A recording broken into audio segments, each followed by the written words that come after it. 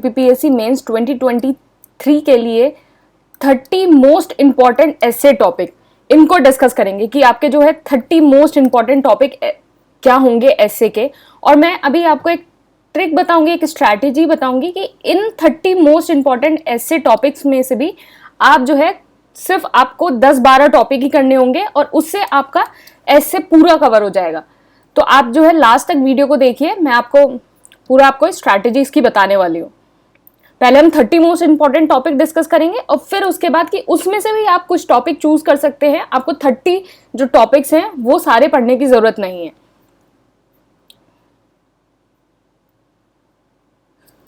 तो देखिए, अगर आपका जीएस 1, 2, 3 कोई भी टॉपिक जो है अगर आपका छूटा हुआ है तो आप क्या कर सकते हैं इस टाइम में, इस आंसर राइटिंग के सिनॉप्सिस को पढ़ सकते हैं और पीवाईक्यू कर सकते हैं। आंसर राइटिंग के इनके सिनॉप्सिस को पढ़ लीजिए और पीवाईक्यू कर लीजिए। और इस टाइम में जो है यही 2 चीजें करनी जो है सबसे ज्यादा सही रहेंगी, क्योंकि इसमें जो है आंसर राइटिंग में आपके टॉपिक वाइज सारे टॉपिक कवर हैं, every topic will be covered here. और आप देख सकते हैं कि लास्ट ईयर भी 45 क्वेश्चन आउट ऑफ 80 क्वेश्चन तो डायरेक्टली प्रिडिक्ट हुए थे। नीचे पीडीएफ होगी, वहां से वेरीफाई कर लीजिए। अगर आपको यूपी स्पेशल में कोई दिक्कत आ रही है कि यूपी स्पेशल आपका सही से कवर नहीं हुआ है, तो ये बैच जो है वो कल से स्टार्ट हो रहा है 1 सितंबर से।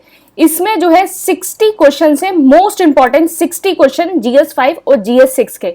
इसमें आपको वेल स्ट्रक्चर्ड आंसर मिलेगा, आपका एवोल्यूशन होगा इसमें। और इसमें क्या है, आपको सिनॉप्सिस भी प्रोवाइड होंगे, आपका जो है एवोल्यूशन भी होगा। और इसमें जो है complete syllabus GS 5 and GS 6 का topic wise complete syllabus cover है और साथ में करंट अफेयर के भी क्वेश्चन कवर है। अगर आपने ये 60 क्वेश्चंस कर लिए तो आप जीएस 5 और जीएस 6 के आप जो है सारे क्वेश्चन जो है एग्जाम में अटेम्प्ट कर पाएंगे। ये इसकी फीस है और इस नंबर पे आप व्हाट्सएप और टेलीग्राम करके इसको ज्वाइन कर सकते हैं। तो अगर आपका जीएस 5 और जीएस 6 अगर छूटा हुआ है, सही से प्रिपेयर नहीं है और आपने ये कर लिया, तो उसके अलावा कुछ और करने की जरूरत नहीं है। इसको करो, इसकी आंसर राइटिंग करो, आप अपना आंसर चेक करवाओ। इसमें आपको इनोवेशन भी पता चलेगा कि कहाँ से क्या चीज करनी है। अब देखिए, ये है आपका एसए का सिलेबस। एसए का ये सिलेबस है section 1, section D and section C. इसमें से हर सेक्शन से आपको एक एसे लिखना होता है।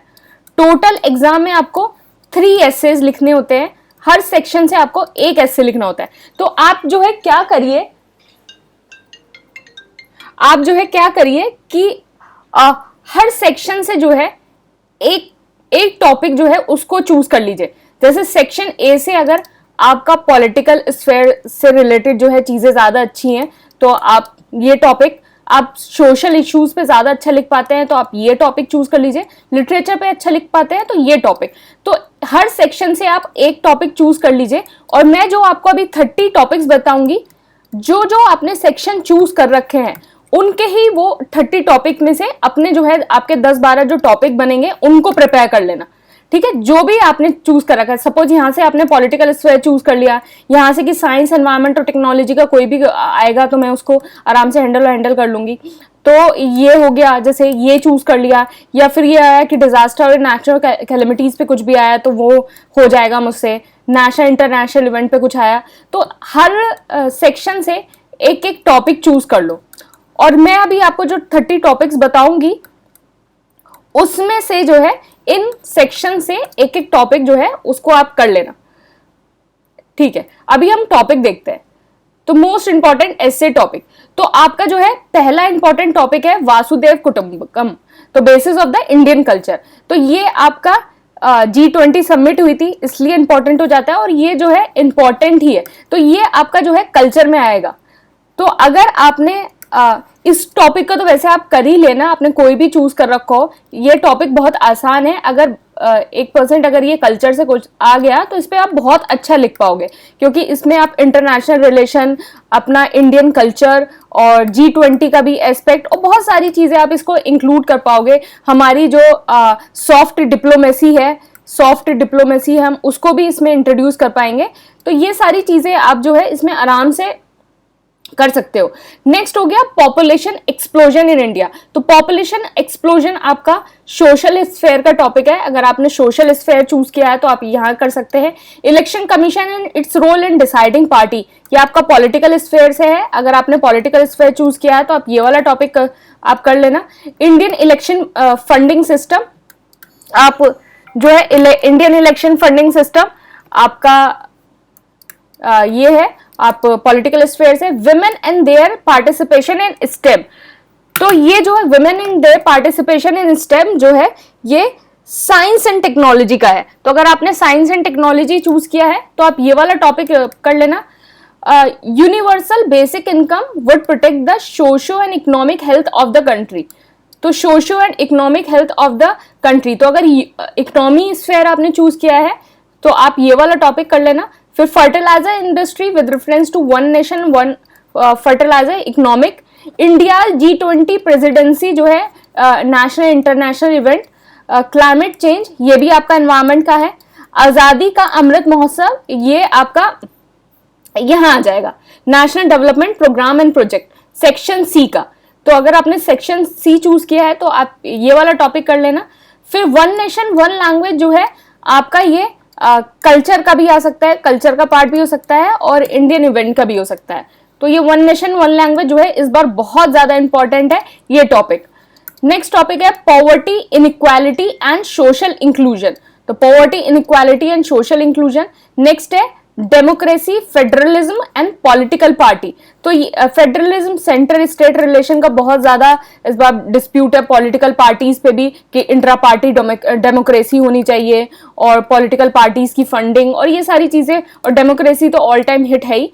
तो ये नेक्स्ट टॉपिक है role of ISRO in space, its Chandrayaan and Gaganyaan mission, तो ये जो है ये वेरी इंपॉर्टेंट टॉपिक है, इसको तो आप जो है कर ही लेना रोल ऑफ इसरो को। अगर ये टॉपिक आ गया तो आपका सेक्शन बी जो है साइंस एंड टेक्नोलॉजी, आप यहां से आपका बिल्कुल आसानी से ये कंप्लीट हो जाएगा section B. Role of ISRO आने के जो है चांसेस बहुत ज्यादा हैं। नेक्स्ट है DBT and financial inclusion. 15th है इंटरनेशनल ईयर ऑफ मिलेट 2023, तो ये आपका मिलेट से भी आ सकता है, मिलेट ये एग्रीकल्चर में आ सकता है इंटरनेशनल, या फिर आपका इंटरनेशनल इवेंट में भी आ सकता है।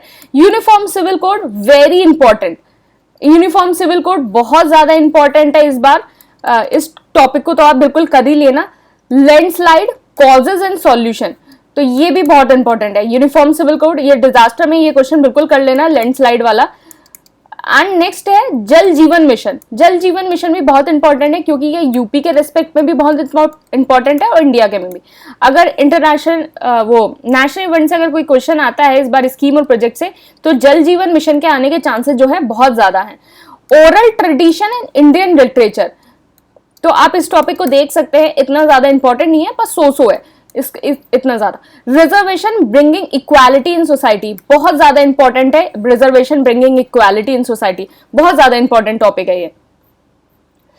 अब centre state relation in India and cooperative federalism very important, very important, centre state relation in cooperative federalism. Next topic है artificial intelligence application opportunity and challenges for India, this is very important, artificial intelligence बहुत ज्यादा important है इस बार। Next question है women entrepreneurs in India opportunity to for women in gig economy, तो देखो women से हर बार कोई ना कोई एक क्वेश्चन आता ही है, तो आप इसको विमेन एंटरप्रेन्योर्स को जो है अपना थोड़ा सा डाटा इसको कलेक्ट आप इसको कर सकते हैं। तो जो भी सेक्शन से आपने चूज कर रखे हैं टॉपिक, आप उस हिसाब से टॉपिक को चूज करिए और अपने इसमें से आपके अगर आपने तीनों सेक्शन में से एक एक टॉपिक चूज किया होगा तो आपके 10-12 टॉपिक बनेंगे और हर रोज एक एस्से के अपने शॉर्ट नोट्स बना लिए, मतलब कि ये 40 पॉइंट्स आपने थोड़े बहुत लिख लिए, तो हर एस्से के एक शॉर्ट नोट, तो ये आपके 12-13 दिन लगेंगे आपको, 12-13 दिन आपको 12 एस्से करने में। आप अपने टॉपिक चूज कर लेना कि हाँ ये टॉपिक आएंगे तो मैं इस टॉपिक से जो है वो एस्से मतलब अटेम्प्ट करूंगी, तो आप इस तरीके से कर सकते हैं। नेक्स्ट है कोऑपरेटिव्स सहकार से समृद्धि एनर्जी ऑफ द आत्मनिर्भर भारत, तो कोऑपरेटिव साकार से समृद्धि, एनर्जी ऑफ द आत्मनिर्भर भारत इज वेरी इंपॉर्टेंट इस बार, क्योंकि प्राइमरी एग्रीकल्चर कोऑपरेटिव सोसाइटी का भी आया था और कोऑपरेटिव्स इस बार बहुत ज्यादा न्यूज में था। नेक्स्ट है GM crops need benefit and challenge, ये भी एक इंपॉर्टेंट टॉपिक है। नेक्स्ट बहुत ज्यादा इंपॉर्टेंट टॉपिक है cyber security in 5G technology age. तो साइबर सिक्योरिटी जो है बहुत ज्यादा इंपॉर्टेंट है, तो साइंस एंड टेक से जो है इस बार ये टॉपिक भी आ सकता है। नेक्स्ट है technology for sustainable agriculture development. देखो हर बार एग्रीकल्चर से या फार्मर से हर बार एक टॉपिक आया है एस्से में। आप अगर अपने प्रीवियस एस्सेज उठा के देखेंगे तो एग्रीकल्चर और फार्मर से हर बार एक टॉपिक आया है। तो एग्रीकल्चर का टॉपिक तो आप बिल्कुल कर ही लेना कि technologies for sustainable agriculture development, तो ये टॉपिक आप बिल्कुल कर ही लेना एग्रीकल्चर का। इस टॉपिक को आपको पढ़ना है तो योजना और कुरुक्षेत्र के 6 मंथ्स पुराने जो एडिशंस हैं आप उनको देख सकते हैं, वहां से आपको ये सारे लगभग टॉपिक्स का कुछ ना कुछ चीजें मिल ही जाएंगी। तो technology for sustainable agriculture development. Next है a more connected global economy is a double edge sword. तो global economy is a double edge sword, basically this is the statement given by WTO। और global economy जो है आपका globalisation और इन सब चीजों से भी इंपॉर्टेंट है, और इकोनॉमी में जो इस हिसाब से आजकल जो ट्रेंड चल रहा है ग्लोबल इकोनॉमी में वो सारी चीजें भी है। तो a more connected global economy is a double edge sword. Science technology towards women empowerment. तो ये बेसिकली यही टॉपिक हो गया विमेन इन स्टेम, बस लिखने का तरीका अलग है। हमने women and their participation in STEM, तो बेसिकली ये सेम ही टॉपिक हो गया science and technology and women empowerment. तो विमेन से रिलेटेड जो मैंने आपको 2-3 टॉपिक बताए हैं, women in STEM, women entrepreneurs, तो ये आप टॉपिक कर लेना। मतलब एक तो विमेन जो टॉपिक है बहुत ज्यादा इंपॉर्टेंट है विमेन से रिलेटेड। दूसरा agriculture and farmer, agriculture and farmer से रिलेटेड कोई टॉपिक है वो कर लेना, जैसे technology for sustainable agriculture development. तो ये जो टॉपिक है वो बहुत ज्यादा इंपॉर्टेंट है। सस्टेनेबल एग्रीकल्चर पे भी आपका आ सकता है। एंड नेक्स्ट है energy sector the challenge of power for all. तो एनर्जी सेक्टर। फिर नेक्स्ट है टेक्नोलॉजी फॉर क्वालिटी एजुकेशन, मतलब क्वालिटी एजुकेशन के लिए technology. Next very important topic, बहुत ज्यादा इंपॉर्टेंट है, डिजिटल इकोनॉमी रेवोल्यूशन। तो डिजिटल इकोनॉमी रेवोल्यूशन जो है इस बार बहुत ज्यादा इंपॉर्टेंट टॉपिक है। ये किसी भी आपके उसमें आ सकता है, ये आपका साइंस एंड टेक्नोलॉजी में भी आ सकता है, इकोनॉमी में भी आ सकता है, इवेंट्स में भी आ सकता है, ये किसी भी चीज में आ सकता है। तो ये बहुत ज्यादा इंपॉर्टेंट टॉपिक है डिजिटल इकोनॉमी रेवोल्यूशन। तो इस टॉपिक को तो आप कर ही लेना। नेक्स्ट आपका टॉपिक है panchayati raj institution for good governance and grass root level democracy. इसको भी आप थोड़ा सा देख सकते हैं। नेक्स्ट टॉपिक है multilateralism and regionalism always all time hit. ये तो मल्टीलेटरलिज्म और रीजनलिज्म के बारे में ऑल टाइम हिट है। नेक्स्ट है India as an emerging leader in the new world era. तो ये टॉपिक जो है थोड़ा सा मर्ज है, मतलब इसको वासुदेव कुटुंबकम से भी जोड़ सकते हैं और India as a global power से भी जोड़ सकते हैं और India role in the global economy से भी जोड़ सकते हैं। तो ये सारी चीजें मतलब हमने 2-3 ऐसे अपने डिस्कस किए हैं, तो उसका ही ये निचोड़ है। नेक्स्ट है environmental pollution making the planet unhealthy for living. तो making the planet unhealthy for the living, environmental pollution. तो पॉल्यूशन से आपका ये हो गया, आप इसमें ही जो है आप इसमें ई वेस्ट का भी, जो ई वेस्ट है उसको भी इंक्लूड कर सकते हैं, प्लास्टिक पॉल्यूशन है उसको भी इंक्लूड कर सकते हैं। मतलब इसमें सारी चीजें आ जाएंगी। एनवायरमेंटल पॉल्यूशन में ई वेस्ट भी आ जाएगा आपका, प्लास्टिक पॉल्यूशन भी आ जाएगा, ये सारी चीजें। तो ये जो सारे टॉपिक्स हैं बहुत ज्यादा इंपॉर्टेंट है आपके पेपर के लिए। मैंने आपको जिस तरीके से बताया आपको उसको ही करना है, क्योंकि पूरे ये सारे जो 36 टॉपिक हमने डिस्कस करे थोड़ा मुश्किल है इनको सबको कवर कर पाना। लेकिन आपने अगर अपने सेक्शन चूज कर लिया कि मुझे किस सेक्शन से कौन से टॉपिक अटेम्प्ट करने हैं, कि सेक्शन ए से मुझे कौन से करने हैं, उस हिसाब से जो है आपके मुश्किल से 12-15 टॉपिक होंगे टोटल जो आपको करने होंगे। आप सिर्फ वही टॉपिक कर लीजिए, और जो मैंने आपको बताया कि बहुत ज्यादा इंपॉर्टेंट है, वेरी इंपॉर्टेंट है, इनको तो कर ही लेना, उन टॉपिक को जरूर कर लेना। अदरवाइज टोटल 12-15 टॉपिक होंगे, आपको ये सारे टॉपिक करने की जरूरत नहीं है। Just choose your area. देखो ये जो है बहुत जरूरी है, ये हर बार देखो कुछ ना कुछ आता है। एग्रीकल्चर से हर बार, एग्रीकल्चर एंड फार्मर से जो है हर बार कुछ ना कुछ आता है। तो अगर आपने एग्रीकल्चर से रिलेटेड थोड़ा बहुत पढ़ जाना है, तो सेक्शन भी आप जो है बिल्कुल आराम से कर लोगे। सेक्शन ए से जो है थोड़ा इलेक्शन फंडिंग और डेमोक्रेसी और इस हिसाब की जो चीजें हैं वो आती हैं। तो इस बार मैंने जो आपके इलेक्शन वाले टॉपिक जो बताए हैं, इलेक्शन वाले, वो पॉलिटिकल स्फीयर से कर लेना, इलेक्शन वाले टॉपिक्स हो जाएंगे। इस बार जो है नेचुरल कैलेमिटीज से जो है आपका लैंडस्लाइड आने के चांसेस ज्यादा है।